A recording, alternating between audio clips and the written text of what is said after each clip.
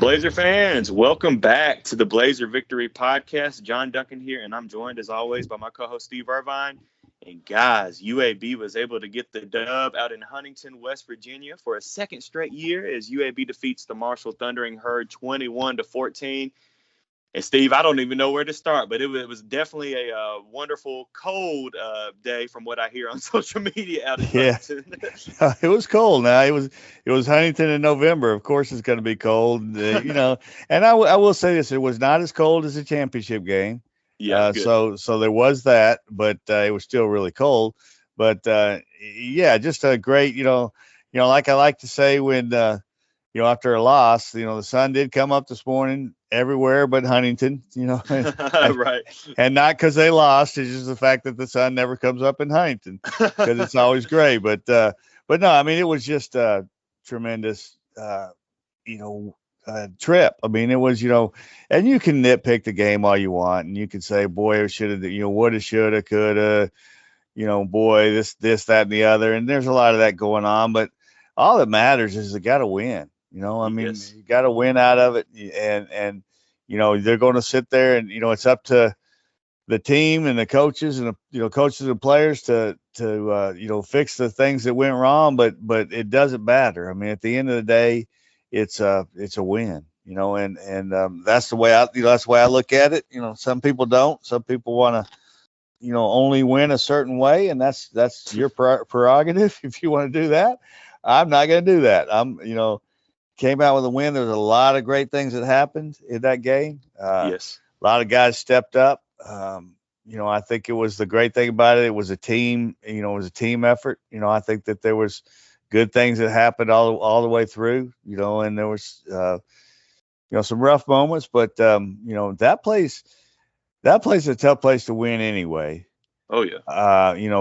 For a lot of reasons, but then on this weekend of the anniversary of the crash, it's, there are a lot more, it's a lot, it's an even tougher place to win, and to go in there and do what, UAB did. And, I mean, there was no doubt to me when that game ended who the better team was. I mean, there was nothing flukish about it. There was nothing, there was it wasn't because of a bad call here, a bad call there. I mean, the best team won that game, and that was what was encouraging. And now we move on and think about the next one. Obviously, we're going to talk about that one first, but then move on to the next one. And hey, right now UAB's 2-0 in the playoffs. I mean, that's what this thing's been. It's been a 4-game playoff to try to get the championship game, and they're into the, I guess it would be the semifinals of the playoffs. So we'll see.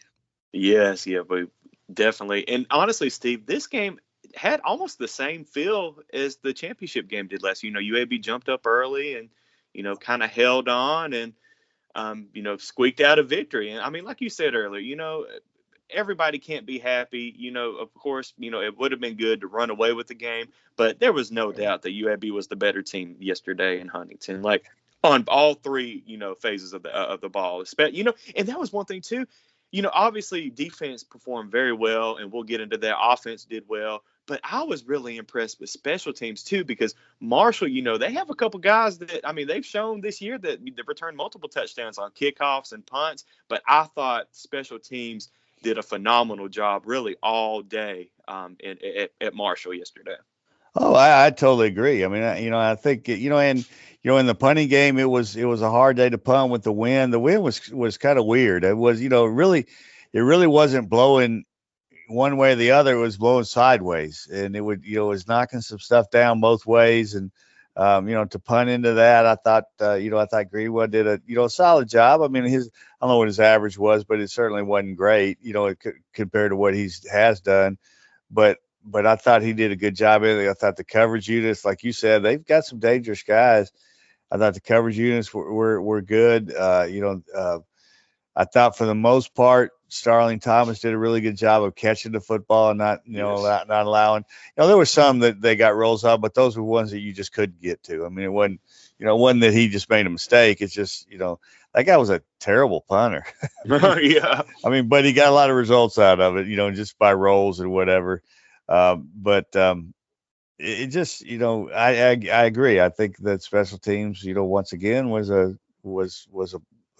strength, and I thought, all the way through, I thought it was. And you talked about how similar it was a championship game. It's funny you say that because Trey Ragland and I on a flight home last night basically spent the whole hour talking about how crazy it was that it was the same game. It was Yeah. exact. I mean, there was obviously a little difference here and there, but it was the same script. It was the same thing. I mean, UAB dominated both games and still had to hold on to win, but got great plays by the defense, got timely plays by the defense, and some big plays by the offense, and so yeah, it was the same script, and unfortunately, it was the same result. That's what counts, and again, we came home happy. Yes, and hey, I bet Trey was happy to get inside the plane to get warm from being on that Oh sideline. yeah, yeah. He was cold. He was cold. Yeah, it was. I don't know how many layers he had on, but it was a bunch, and it just and then I talked to another friend of mine, Edwin Dixon, who does Yeah. the headsets. He said he had one of those heat packs, those little heat things, the hand warmer heat things. He had one in each shoe and one in each glove, and he said he still was cold as could be. So yeah, and I think a lot of it, last night, and really even in the championship game was because of wind. I mean, it was Yeah. the wind on both those games was really blowing good, and if it was still, you'd have been okay, but it wasn't. I mean, in either of those games, so it's tough, and that's tough. It's tough for UAB or visiting teams coming in there and then playing that stuff because you're not that accustomed to it. Now, I'd say this: when we got off the plane, last night, uh, as soon as we stepped off, I heard somebody say, "Man, it'd have been cold if we had played here too." And Yeah. so because it was cold when we got off the plane too, so the temperature wasn't that much different. And really, in a championship game, it's the same thing. The temperature was about the same in Birmingham as it was in Mm-hmm. Marshall, but it's a heavy cold there. Yeah. It's a little different. I mean, and maybe it's because it's the wind. I don't know what it is, but it's just a little. It might be the same temp, but it seems a lot worse. And so when they see it every day up there, and so they're a little more used to it, I think. But once you start playing, you don't, you just sort of lose, especially for the guys playing. On the ones that have the hard time, and the ones that have to stand on the sideline the whole game, Yeah. like that's the hard one. The ones playing, I don't know that it affects you that much. Yeah. Well, I guess let's go ahead and talk about Dwayne McBride. We've been hitting on, if he can get 20-ish carries. He ended up with 25 carries, over 108 yards, and 2 touchdowns. Just looked phenomenal in that ball game. And this is exactly, what we, thought that Dwayne would be able to do starting the season. But it was just great to finally see him get, over 20 carries and really just take control of this ball game. Yeah, it's and it needed all 25. You need Yeah. every one of them, and he had a couple really nice plays there. The one 15, 16-yard touchdown run Oh, was, when he juked that guy, that yeah. was a thing of beauty. I mean, and then the first one, the short one, he flat ran through Abraham Beauplan, Hmm. who's was probably their best defender last night. And I mean, it was 1-on-1, and he just ran right through him, didn't slow down. And so you saw how good he is. He cramped up at the end, and for what I understand, probably had to get some fluids put in him, so he still had a little problem with that, but he earned it. I mean, Yes, he he had did. 25 carries and 25 tough carries, and I think that there was a lot of times, like the 99-yard drive, he had to make Hmm. some tough runs getting out of that end zone. And I think that wears you out a little bit as a player, because you got to make some tough physical runs. And I tell you what, I was very impressed with Marshall's rush defense. Yes, a lot I, better than what they looked on oh, paper. absolutely. I thought they tackled well. They were physical. They did a good job up there. And so he was getting hit pretty good, and he was dishing it out too, but he was getting hit pretty good. So I just thought it was a tremendous day for him. to sort of show that, and I know he's sore today. I can guarantee he's Oh sore and yeah. tired today. But that's great. That's what he needed. That's what that team needed. They needed him to do that, and he stepped up. And I'm proud of him, and they're proud of him, because he really stepped up. Yeah, Debo's the man, man. It was great to see him go beast mode again this week. But yeah, it's tough, going from 8 carries a game, 10 carries a game, and then you're getting 25. Like it's tough. So I Right. know he's beat up, but yeah, like you said, it needed all 25 of those carries. Now Dillon Hopkins played a hell of a game. He was only 13 of 18 stat wise, but 250 yards. And that late rushing touchdown to go up 21, 14 was a huge for UAB. When we saw Debo go out, and I think Larry Wooden came in, I was wondering if they were going to hand it off to Wooden, but Hopkins just took it himself and found the end zone, which he's done. In Louisiana Tech game and other games as well. But he also had just a couple key runs late in that game too to Yeah. get a first down. And you've got to give Dillon Hopkins. I mean, this is the second game in a row that he's just made some really good decisions on just deciding, hey, nothing's there. Let me just see what I can get in the open field, and a couple of times getting the first down, which was huge for UAB, especially on that last drive. Yeah, I mean, he converted the 3rd and 9. When they had Mm-hmm. the holding call that they didn't take, and decided to keep it at 3rd and 9, and he gets 9 and an inch, or Yeah. and really did it by being physical. Yeah, I think his decision making was tremendous. The sacks, he really didn't have a chance. I mean, there's times Mm-mm. this year where you can legitimately be critical of his not getting rid of the ball at times this year. You couldn't be that at all, I think, yesterday. I mean, I thought he really did a good job on his sacks. He just didn't have a chance to get rid of the ball. It wasn't that he held it too long. It wasn't, he just didn't have a chance. So when he had a chance to get rid of it yesterday, he did. When he had a chance to get out of there and, like you said, get out of there and make a play, he did. Mm-hmm. He delivered the ball, on time. I think there was only one ball. He had Shropshire. I think it might have been the second quarter, might have been or third quarter. I'm not sure when, but he had Shropshire one time deep and underthrew it, and Shropshire had to come back and kind of battle with the DB. I think it was Stephen Gilmore, and didn't make the play. And that was really the only, to me, it was really the only throw he missed. I mean, Yeah. I thought he hit every other throw available. And Uh, wind could have had something to do with that too, where it knocked it down. it Or could have, yeah, it could have, because it was knocking down a lot of things. So yeah, that's probably what it was, and because he had to get it out there pretty good. It wasn't like, I mean, he was open behind him, but I mean, it was a 60-yard throw or whatever it may be, and so he had to get out there good. And it just was a little unthrown, but like I say, other than that, he didn't miss a throw, and he didn't miss an opportunity to get rid of it when he had to. And so I mean, on the radio last night, I gave him our player of the game. I thought he was, I thought what he did to manage that game and make, not manage the game, really make plays in the game mm-hmm. was huge, and so I thought he played tremendous, tremendous. Now he came out a little banged up, he missed, I didn't even notice it, to be honest with you. Tyler Johnson actually took the last 2 snaps. Yeah. And I noticed he kind of got hit on when they were trying to run the clock out there. And I think a guy either stepped on his hand or did hit him in the hand. Not his throwing hand, his other hand. He's fine. I mean, he's not hurt, but I think Mm-hmm. they got him out of there because they thought, I don't want him to get hurt in this situation. Yeah. So they put Tyler in the last 2 plays, but so he came out a little banged up. But I think a lot of that was because he's played physical, and he got in there and bumped him around a little bit. So proud of him, great game.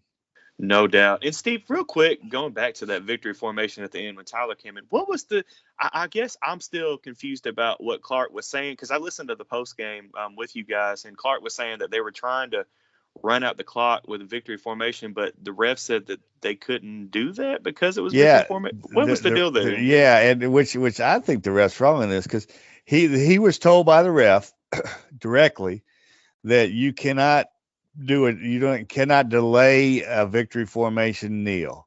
So basically, what he was saying that the ref told him that you have to take the snap and go right down on your knee.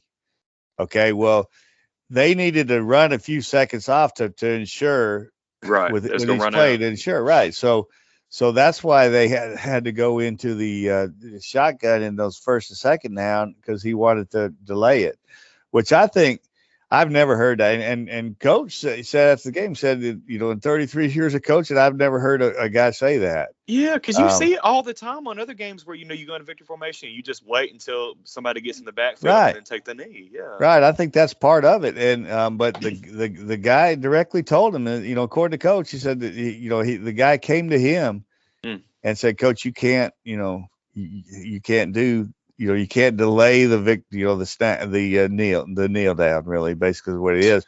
And it's the first time I've ever heard that, and so that's why they went to the shotgun because they were going to go the traditional.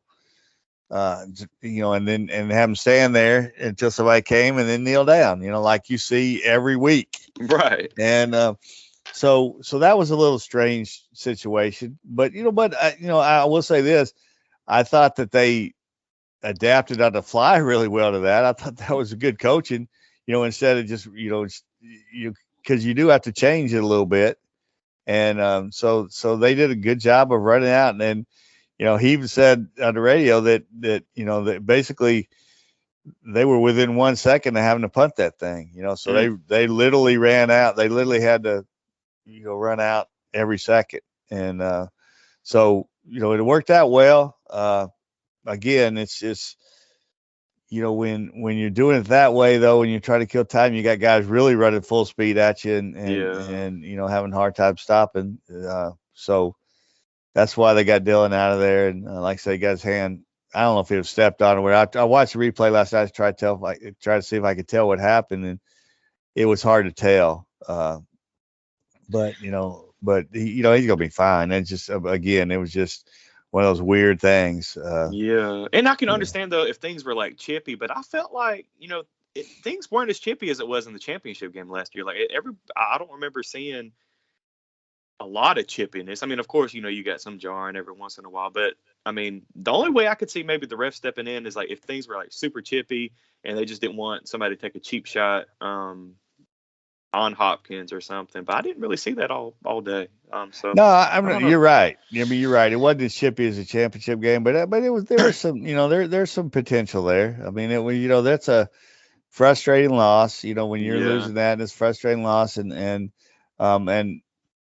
for anybody, it's just not really a Marshall UAB thing. I think that's just a natural thing that you're frustrated at that point.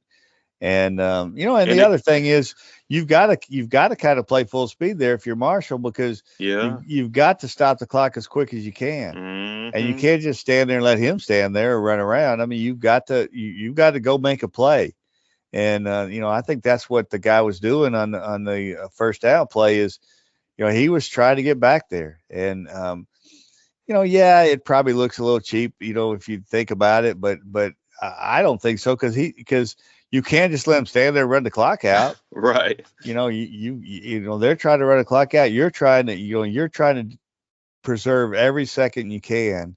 So you're not just going to stand there and do nothing.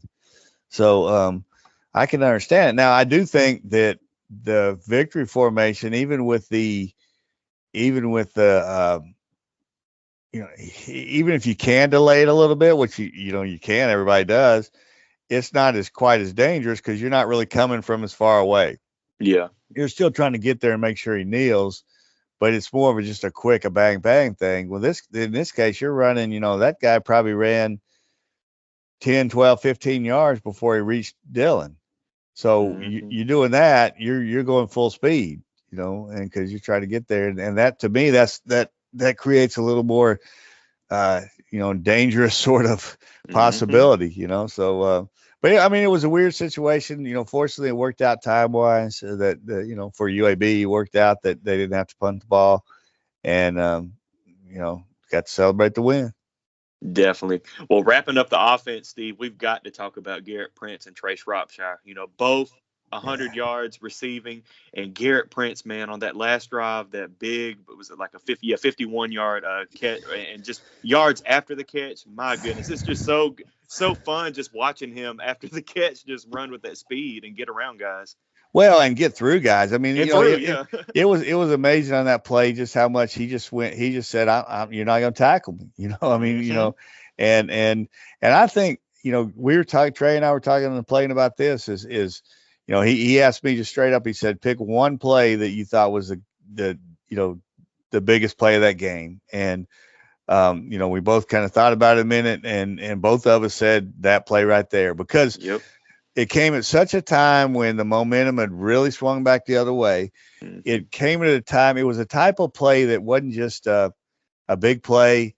It was a big play that was effort.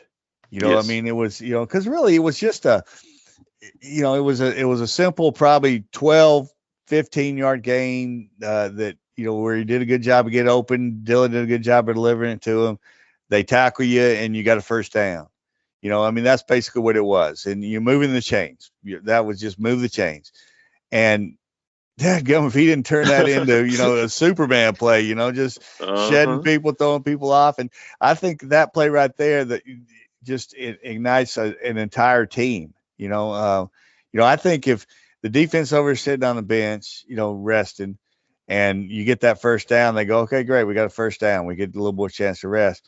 That play happens and it ignites all of them. Then they're up off the bench, and then they're, and I think that came, again, and the timing of it was perfect, for UAB, and it just got them back, kind of got that edge back, and it was, again, it was a lot, it was because it was all effort.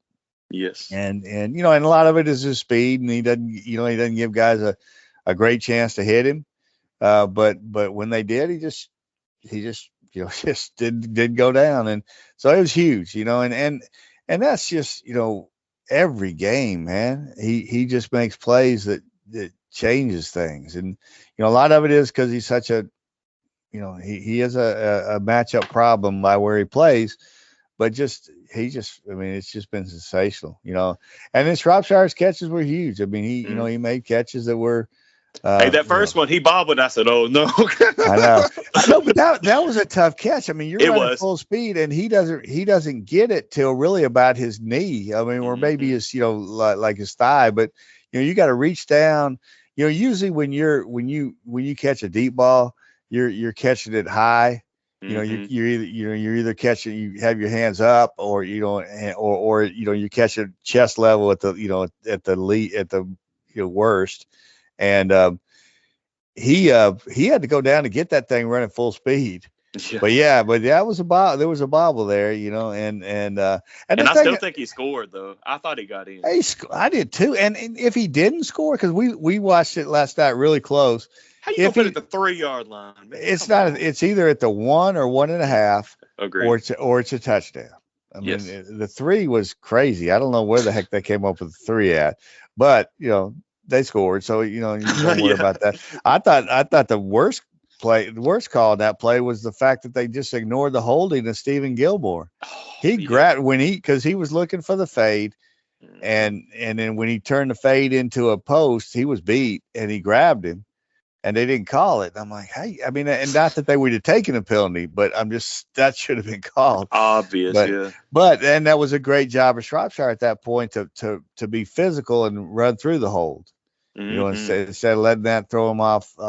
So that even added to making the catch tougher, because you are off stride a little bit. He was back on stride by then, but still you had been thrown off early in your route, and yet still to make that play. I mean, it was tremendous, and I wish they would have given him a touchdown, because that would have, added to a day, that would have been nice for him to have a touchdown. But just big plays, 2 big plays, and just again, that's what he does. And I couldn't understand.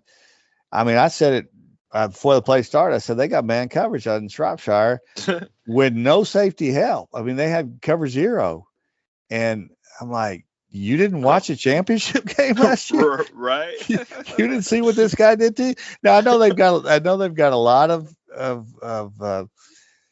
belief and trust in Stephen Gilmore, who's, thought to be one of the best corners in the league and thought to be an NFL prospect. So I know that's part of it, that you got to trust your guys. And he's good. Stephen Gilmore is really good.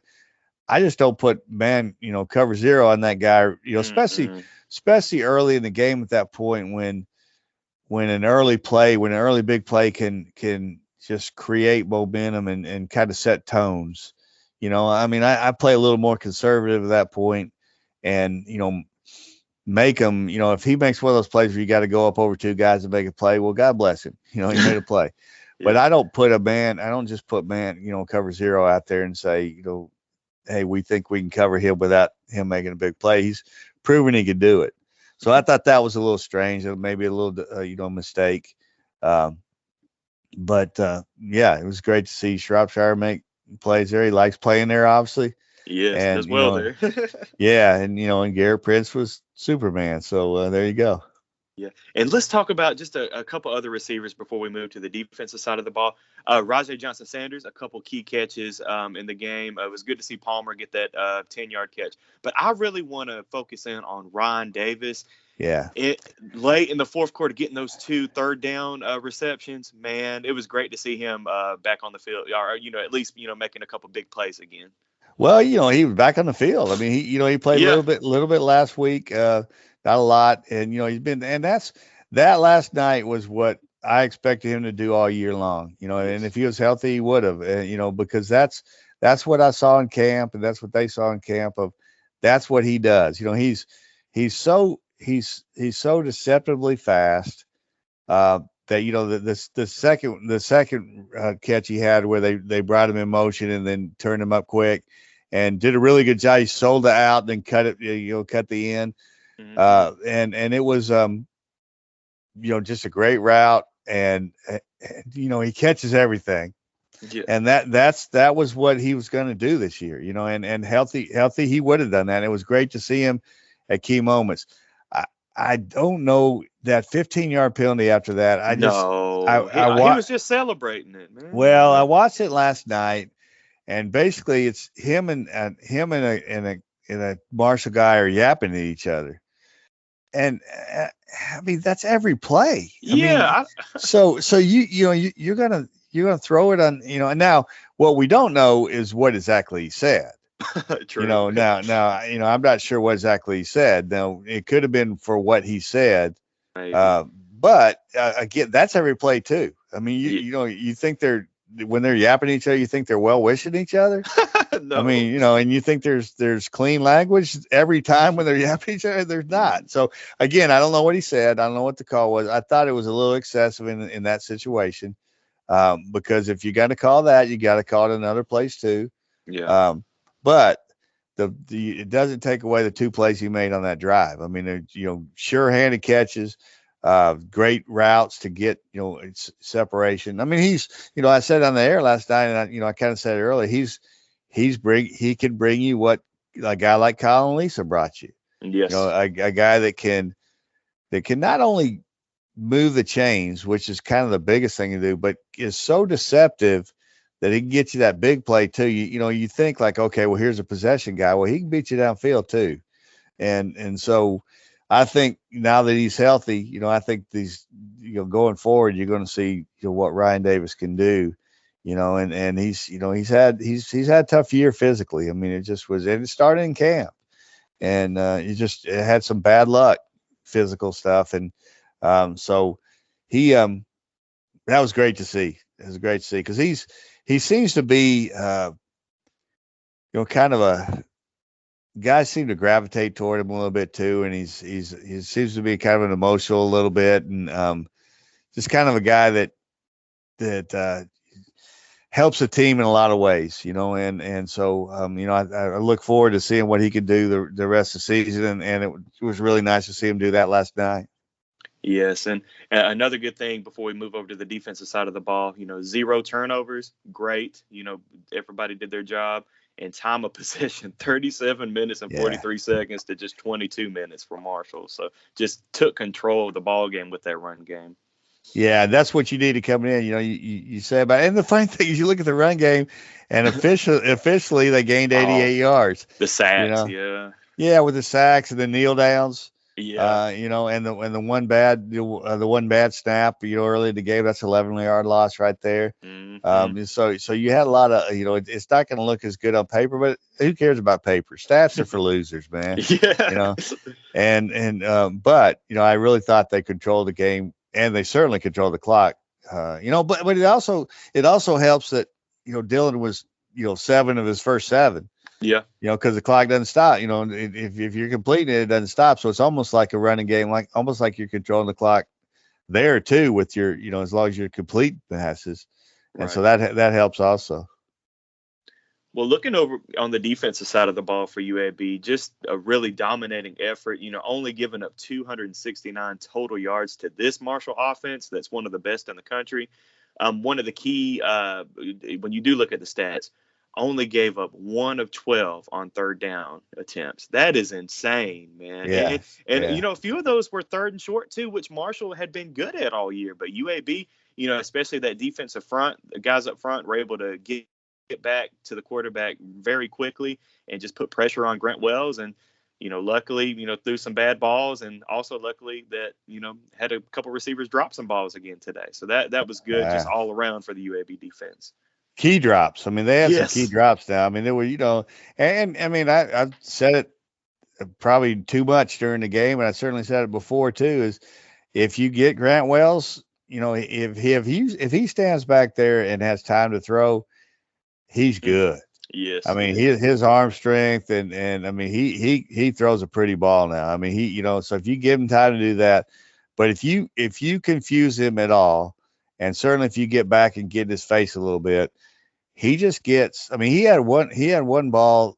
I don't even remember what quarter it was, where he threw a little pass across the middle, probably about a 4-yard pass to Ali, I believe whose it was, and I think it was Moultrie, I believe, was coming in his face, and he was so flustered he threw the ball about 7,000 miles an hour. Yeah. I mean, he threw it about as hard as he could, and there was no chance in the world that Ali was going to be able to catch that ball. And Hmm. and it was all because he was flustered. In my opinion, it was all because he was flustered. I mean, that's a play, and he was open. I mean, it was a play that was going to convert. Got to move the chains. If you just make, and I'm not saying you got to, feather it in there, but you certainly don't have to throw it as hard as you have to, as hard as you can. And it was Yeah. because there was some pressure there. Now there was only 2 sacks. One of them, though, Kyle Harrell Oh, yeah. has been such a big part of this, and you just don't. He's one of those unheralded guys. You just Yeah. but Nice. when he's on the play, when he's on the field, he makes plays, and that that sack he had on the last drive there, that was a Wells didn't even big know it was play. coming, man. He come No, out and there. he shot. Well, he was Alex Wright was coming for the other side and had him moving. So Alex Wright made a really nice play to get in there too, and he thought he had gotten away from Alex Wright, and Kyle Harrell. I mean, you talking about shooting out of a cannon now.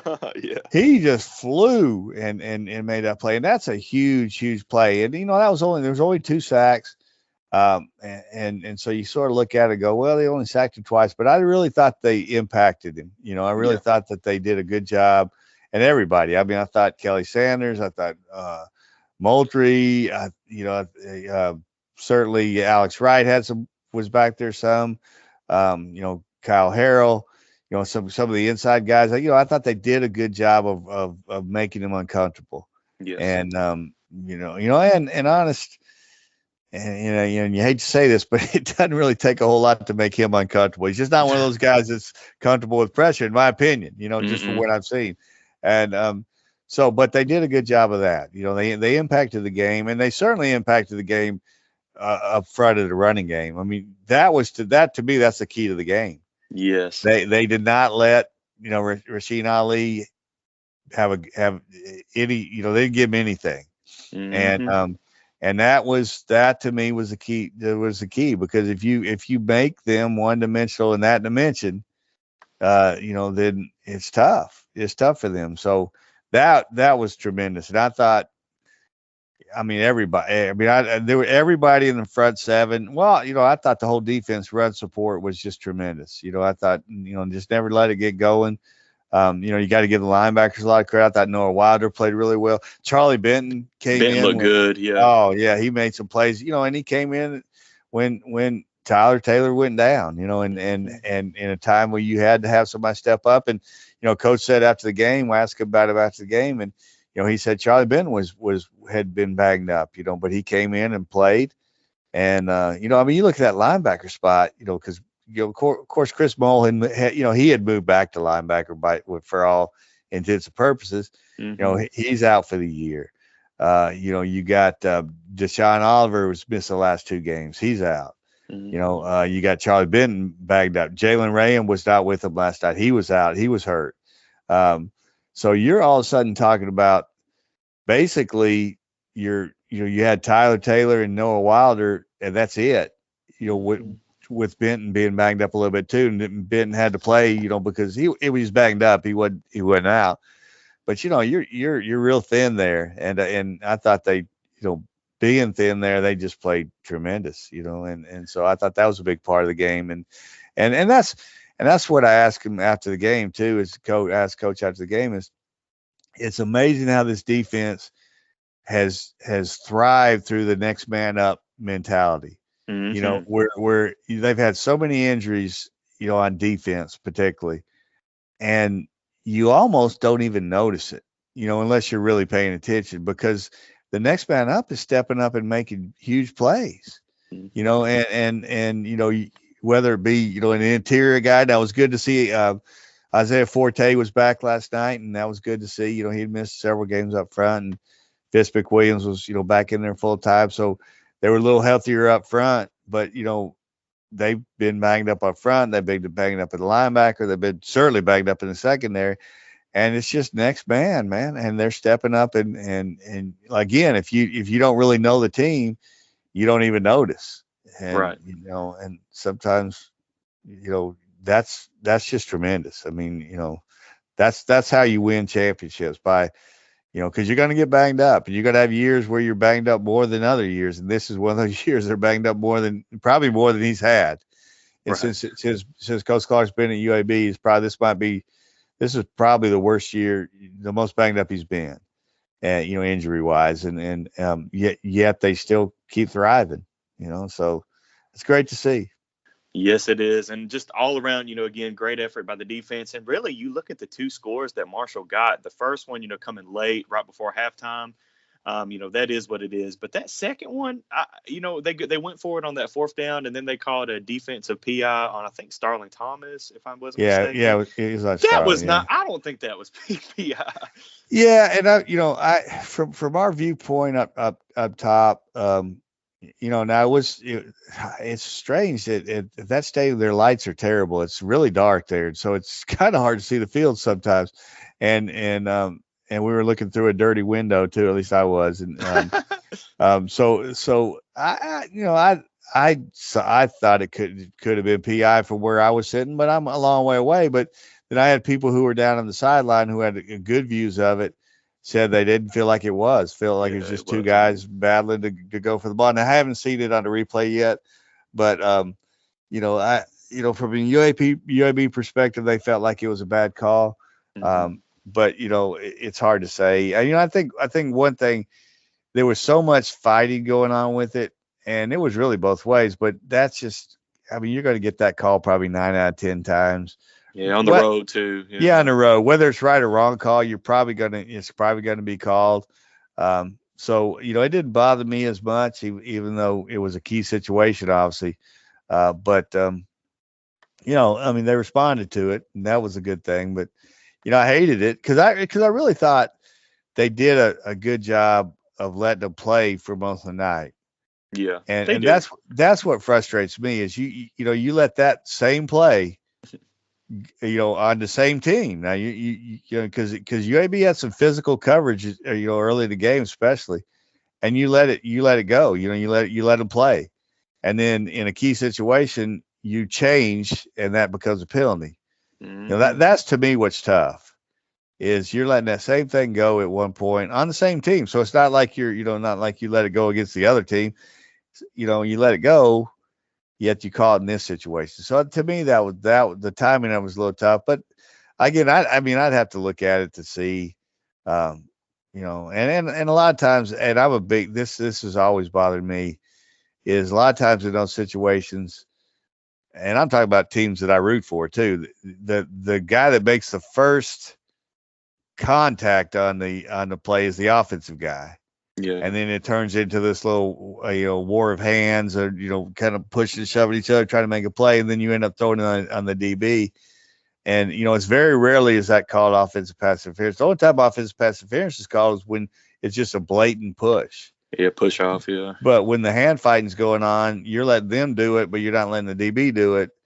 And that's always bothered me. And I'm not talking about that play in particular because I haven't even seen that play. I don't know if it was good or bad. I hadn't seen, because like I say, I'm looking through a dirty window from 200 yards away. I certainly can't say if that was a good or bad call. But you should have got that Windex out, man. Windex out. Yeah, well, I should have. I didn't bring it with me, so but again, the best thing is they responded to it afterwards, and ends up that didn't cost them anything, so that's good. Well, and just overall in the game too, only 6 penalties this game. That's a big step. From UAB, at least the past few games. Having a double-digit penalties, and I mean, like we said, we can nitpick this defensive pass interference call, but also the unsportsmanlike on Ryan Davis. Really, those you can maybe nitpick. But well, and I did see the replay of the Jacoby Jones hold. That was not a hold. Oh my goodness! He just planted the guy. Yeah, the broadcast was like he tackled him. I was like, man, he didn't tackle him. No, he planted him. Yeah. No, there was not. That was not a hold. Yeah. Now that doesn't mean they didn't miss some holds, but that particular play right there, yeah, Jacoby Jones did not hold that guy. No, he didn't. Now I don't know if somebody else held on that line on that same play. I didn't look and got away with it, but that was not a hold on Jacoby Jones. He just planted the guy. Mm-hmm. So they missed that one. Now and again, it's really easy though to watch a replay and go, oh boy, they missed that. I mean, sometimes with your angle that you have, you see something you think it was a hold, that, and I respect that. Because that's all officiating's hard, man. It is. That game's going so fast, and these guys are so big and strong. I don't really fault them for it because it happens, but with the benefit of replay, slow motion replay, he did not hold him on that play. I'm just telling you that right now. With the benefit of that, he did not. So that's all I got to say on that. Yes. Well, guys, we'll be back in just a couple of days to get you ready for that next playoff game in San Antonio against more than likely a ranked UTSA team. It's going to be tough. I'm going to go back and rewatch this film of the Marshall game, but I'm also going to go back and rewatch that UTSA Southern Miss game because Southern Miss evidently was able to do something on UTSA. So got to go back and It was great. It was great. And I haven't seen it, but I was kind of following it a little bit. Yeah. They were down. Frank Gore Jr. was playing quarterback. What? And they played 2 quarterbacks yesterday. This is great. I love Will Hall, man. He's going to be good there. Yes. They were playing 2. They were so beat up at quarterback. They Frank Gore Jr. played quarterback for the most of the game. The other quarterback they played was, I don't remember his name, Antovius McGee or something like that. He's a receiver. Wow. And so they played a quarterback and receiver a running back and receiver at quarterback and darn near beat them. And honestly, I didn't realize it until I saw the box score? I guess the highlights. We watched a little bit of the highlights last night on the play before we while we're sitting on the plane. Mm-hmm. And it's 17-17 with 4 minutes left or so. And they turn the ball over. Southern Miss turns the ball over deep 2 times to give them their last 10 points. One of them was a fumble. I think it was the quarterback got sacked or stripped or something. I don't remember what it was about the 10-yard line to get the final touchdown. So they're within, it's a game late and it was just a couple mistakes, but he did that with Frank Gore Jr. was 2 for 3 passing for whatever yards and then rushed for about 125, just taking a direct snap. Basically, they ran the Wildcat the entire game. Against that defense too. against Wow. that defense, and Wow. big yards, but they had, did enough. They got a pick six to get one. Well, I definitely, look forward to, rewatching that. And we'll be back in just a couple of days, guys, to get you ready for that UTSA game. But as always, go Blazers.